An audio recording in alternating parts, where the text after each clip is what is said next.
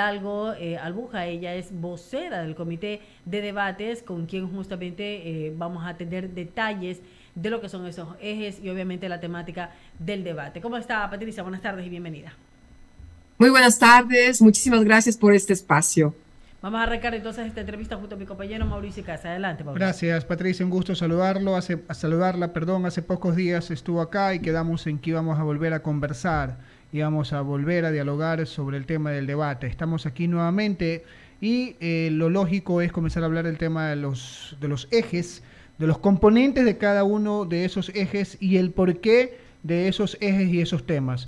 Comencemos, pues. El primer eje, tengo entendido, Patricia, tiene que ver con el eje económico. ¿Qué incluye ese eje económico? ¿Qué tiempo se le va a dar de duración y cómo va a ser la mecánica para ese eje? Bienvenida. Bueno, creo que es importante pues indicar que todos los ejes tienen el mismo tiempo, ¿no? O sea, son 4 ejes y en cada eje pues va a durar 25 minutos, ¿no? En el que pues se hace una pregunta en la que dura 2 minutos, ¿no? Luego hacen una repregunta que dura pues 25 segundos para la repregunta y tienen 1 minuto para contestar esa repregunta. ¿La repregunta la hace el moderador o la hace el otro candidato? Los 3 primeros ejes, la interacción es entre candidatos. Okay. El último eje es con la moderadora en este caso. Ok, entonces vamos por el eje económico. Sí, o sea, es la mecánica para todos los ejes, ¿no? Pues vámonos al eje económico. El eje económico, pues esta vez tiene algunos temas que no habíamos puesto. Un momentito que estoy viendo para no equivocarme, estoy justamente viendo el texto, ¿no? Ya, habíamos puesto algunos temas que no se los trató antes, como por ejemplo la dolarización entra en este eje, ¿no? Y en este eje temático también entra como importante justamente cómo se va a enfrentar al Yasuní, esa parte económica que se vio afectada y también cómo se va a enfrentar todo lo que nos viene, que hace un momentito les escuché, el fenómeno del niño, ¿no? Entonces, en ese, pues, eje también entra aquí la generación de empleo, ¿ya? Se hará un debate sobre estrategias para fomentar la creación de empleo y reducir el desempleo, ¿no? Y también el tema que no se lo tocó en el primer debate, que es la dolarización, ¿ya? O sea, sobre todo como una evaluación de la política de usar el dólar como moneda oficial, pues, y el impacto en la economía nacional. Ese es en el eje económico. Patricia, ¿qué les hizo pensar o qué les hizo decidir incluir unos temas que no estuvieron en la primera vuelta y que ahora sí los están metiendo?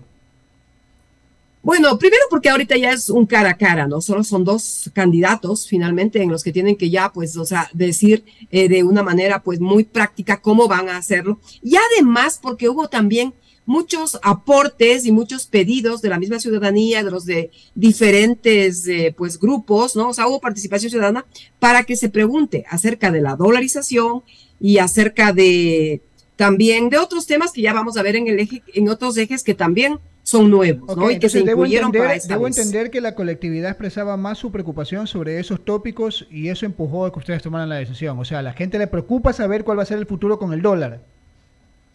Sí, le preocupa y sobre todo cómo va a ser la política, ¿no? O sea, quiere entender qué van a hacer. O sea, una cosa es lo que dicen de una manera general, pero ya aquí de una manera mucho más específica o sea, qué política van a tener, ¿no? Ya un poquito más grande. Ya es un cara a cara, entonces aquí ya es decisivo, entonces tienen que ser muy claros. Patricia, candidatos le voy a dar paso a Leonidas. Hay otros ejes que tratar, el de seguridad. Seguramente Leonidas va a tener interesantes preguntas sobre ese tópico, que es el segundo eje. Leonidas. Sí, por supuesto. Hay un tema que también tenemos que ver, que es la preparación de los candidatos. Ustedes ya han tomado esas previsiones para que no nos ocurra el primer debate, que tal vez digan, bueno, estamos con una agenda tan amplia, recorriendo territorio, porque ellos sabemos que priorizan el tema de recorriendo territorio, incluso como medios lo sabemos, que muchas veces no van a entrevistas porque ellos prefieren estar en territorio. Ustedes ya han tomado previsiones o por lo menos han tenido el compromiso de que sí van a estar los candidatos esta vez en estas pruebas previas con sus equipos de asesores para que no haya el problema que ocurrió en primer debate, en la primera vuelta. El día de hoy fue el lanzamiento de los ejes temáticos, ¿no? En el que se explicó también eje por eje. Estaban todos los asesores. Había, pues, yo digo, creo que un buen grupo de asesores, tanto de un candidato como del otro candidato, ¿no? Entonces va a haber también talleres, se puso nuevamente, pues, a disposición de que cualquier pregunta, de cualquier aclaración, de profundizar cualquier eje, pero ya depende de ellos, ¿no? O sea, un poco depende de ellos. Ellos son los que tienen que demostrar que quieren esa responsabilidad de dirigir un país, ¿no? Y que dominan, o sea, los temas, porque hay que recordar que aparte de que hemos recibido también todos los aportes de la ciudadanía, ¿no? También se recibió, nos fijamos en los ejes de acuerdo a lo que ellos están planteando en sus planes.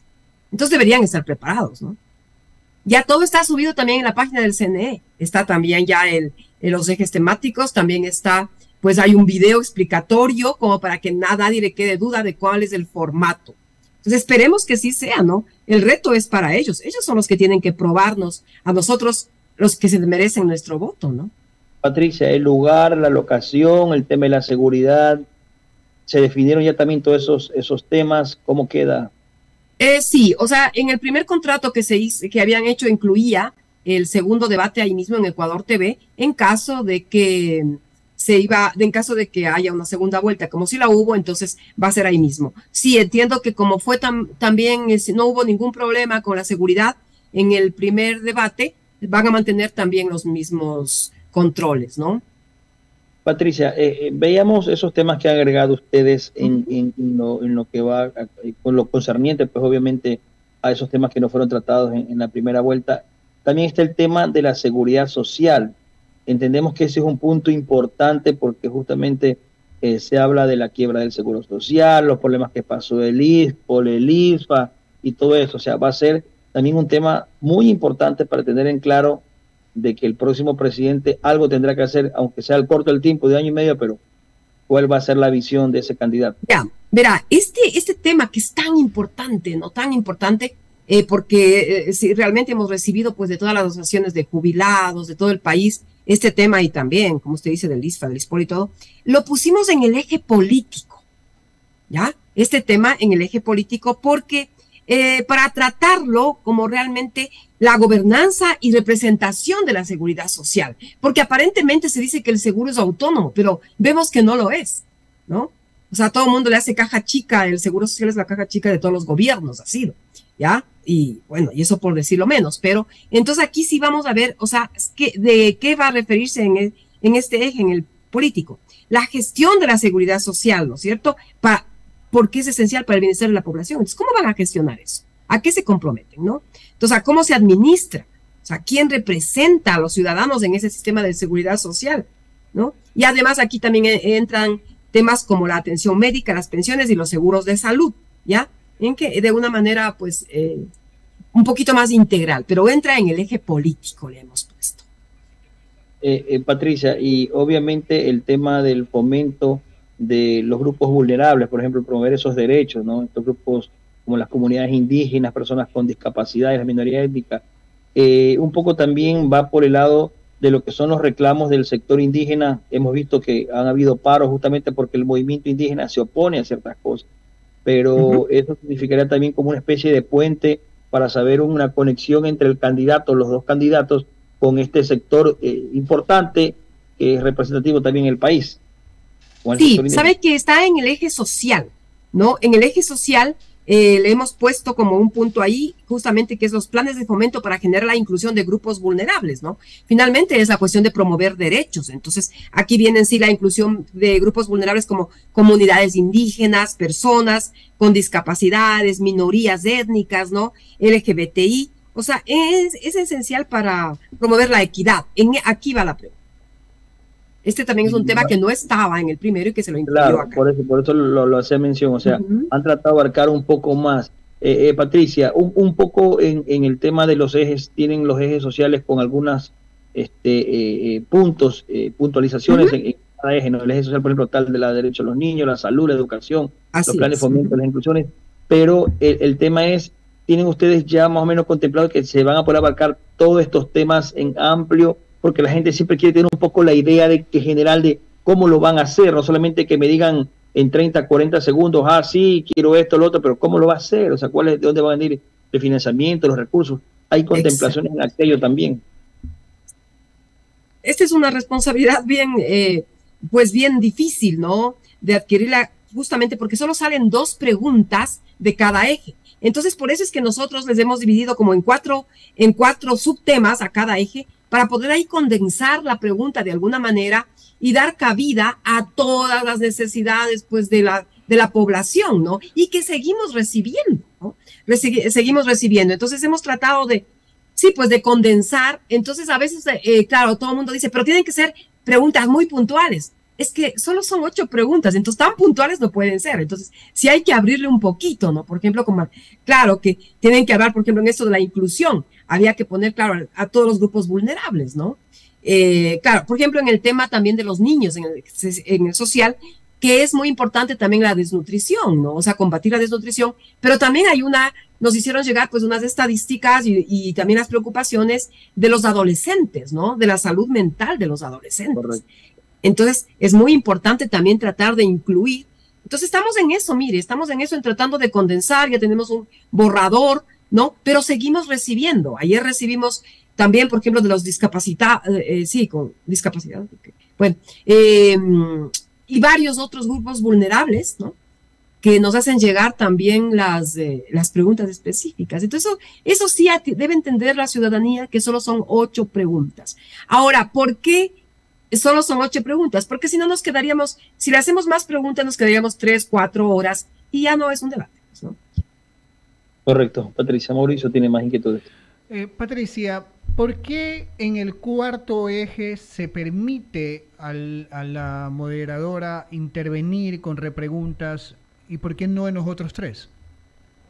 Bueno, era la misma metodología de la vez anterior, ¿no? Es para no cambiar el formato, la metodología. En la vez anterior también los 4 primeros ejes hubo interacción entre ellos. Y el 5.º eje, pues, manejaron los 2 moderadores. También para darle la oportunidad a que la moderadora, pues, también tenga sus preguntas. Me imagino que estará haciendo, pues, ahora ella investigación y todos estos temas. Entonces, para que ella también pueda intervenir, que haya otro tipo de interacción, para que también se vuelva un poco más interactivo, ¿no? ¿Por qué no haber incluido temas que quizás han sido polémicos sobre el pasado de cada uno de los candidatos finalistas? ¿Y por qué lo planteo así? Porque de repente, claro, pensar o analizar las propuestas está bien. Me parece bien qué es lo que plantea cada uno, cómo lo va a hacer y todo eso, me parece perfecto. Pero a veces también se genera mucha polémica con relación de quizás algún hecho histórico, de alguna función que hayan tenido, que de repente hubiese sido bueno quizás también increpar sobre esos temas, porque se necesita también saber cuál es el pasado de cada uno, es importante.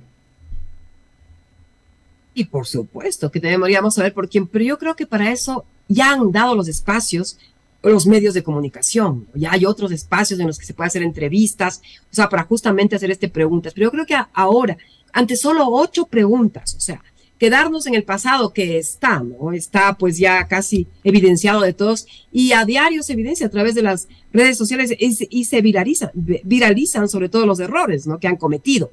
Entonces, creo que sí, sin duda, yo creo que la ciudadanía sí tiene que saber quién es, cuál es el pasado, ¿no?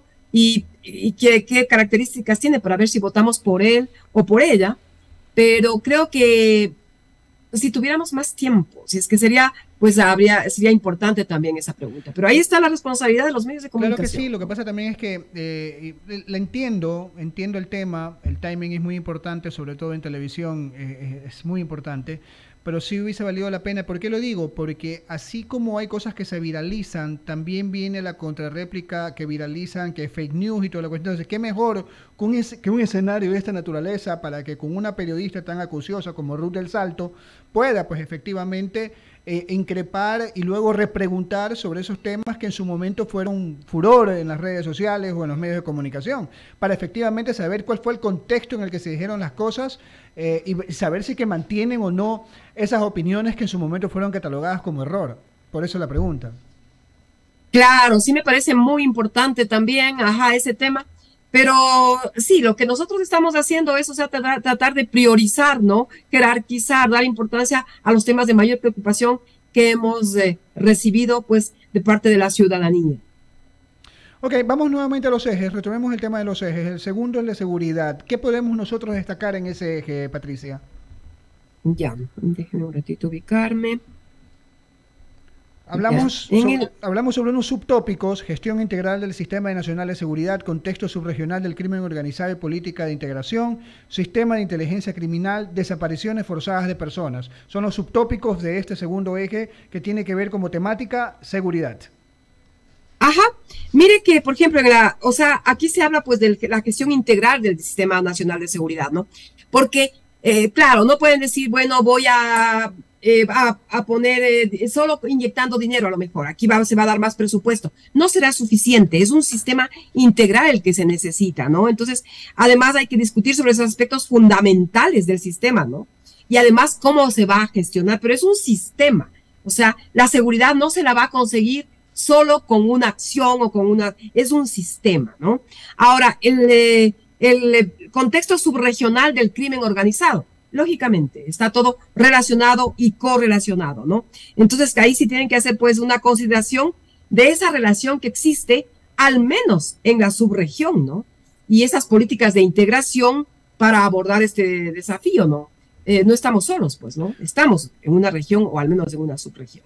También el sistema de inteligencia criminal, ¿no? Porque hay que hacer una evaluación, se habla mucho de ese sistema, pero veamos realmente qué estrategias y qué capacidades de inteligencia, pues, va a ser posible abordar para combatir este crimen, ¿no? Y proteger a la población.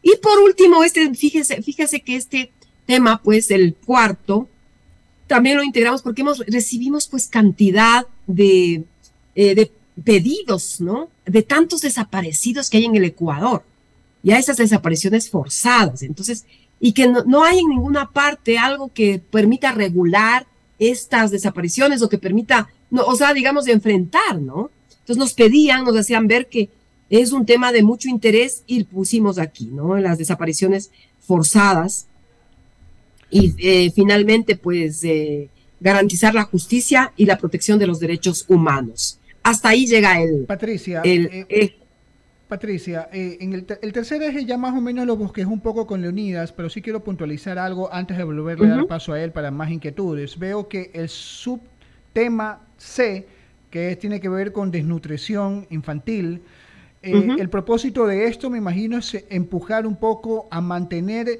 como política de Estado el combate efectivo para tratar de bajar al máximo posible, Dios quiera, erradicar la desnutrición crónica infantil.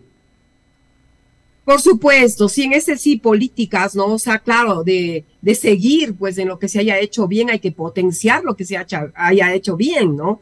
Y seguir, claro, para erradicar totalmente, ¿no? Pero con políticas que sean también sostenibles en el tiempo y que, pues, ¿qué van a hacer con esto, ¿no? Para mantener. Y además tomando en cuenta que ahí es la base de todo, ¿no?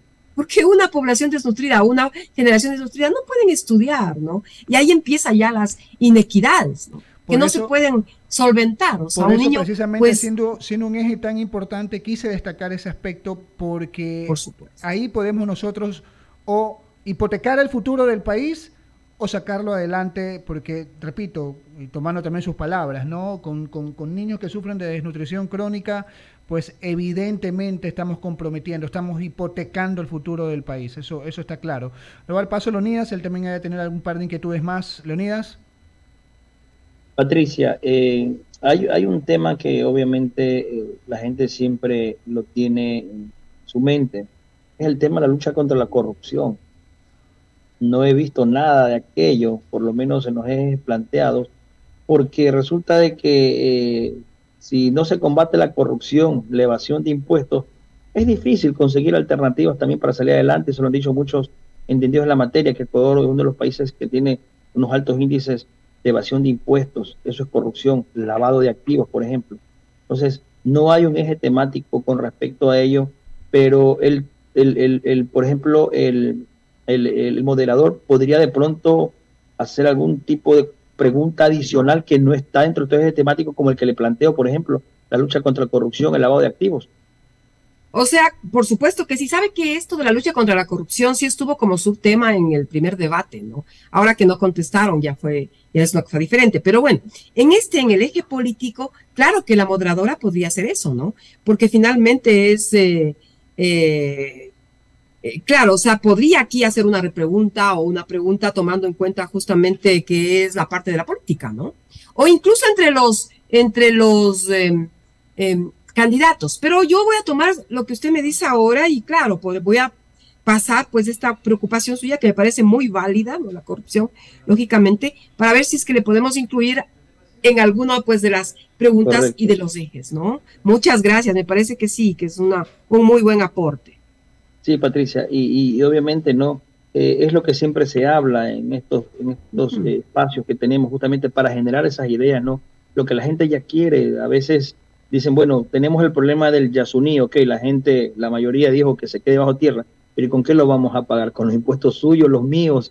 Cuando tenemos otras alternativas como combatir la corrupción, cobrar los impuestos a quienes tienen que pagarlo y punto, al final hay más recursos para el país. Patricia, y una última inquietud de mi parte que tiene que ver justamente con todo esto que han trabajado. Cuéntenos un poquito todo el equipo que está atrás de ustedes, que ha trabajado esto, y también ese día entendemos, nadie va a conocer las preguntas, es decir, no te van a filtrar, nadie le va a decir una polla, oye, anda estudiando sobre esto, no, bueno, los temas están allí, pero obviamente las preguntas no pueden conocerlas sino hasta el momento preciso del debate.